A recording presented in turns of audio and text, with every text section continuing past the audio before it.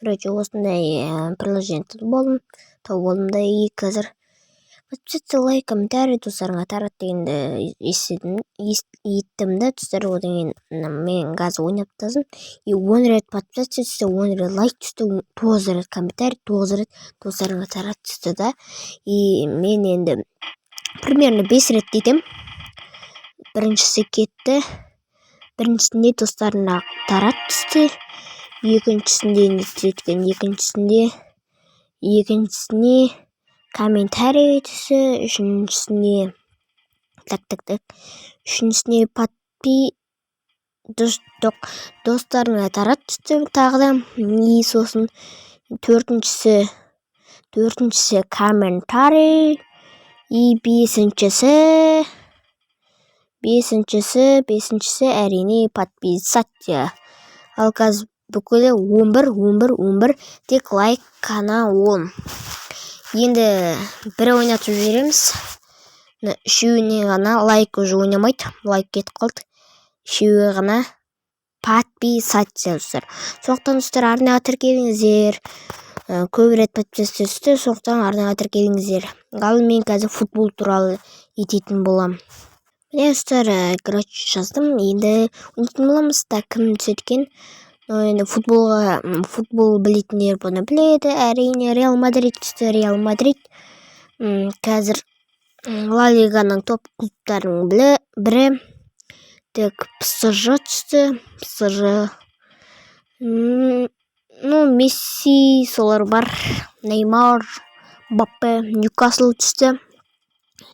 Тағым түсеткен. Мына жерде Манчестер Юнайтед, Сити дегендер де бар. Вест Хэм түсті. Вест Хэм. И сосын Барселона түсті.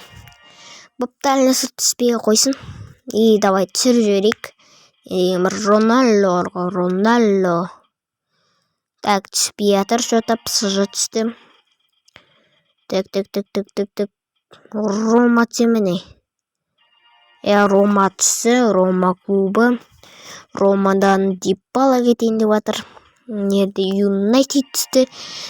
Көріңдер асыр. Ромадан Дибалаға ұсыныс берген Юнайтед қойырыч.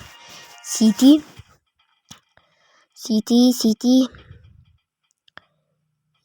Давай әліназ. Интер Милан түсті. 2 Милан бар.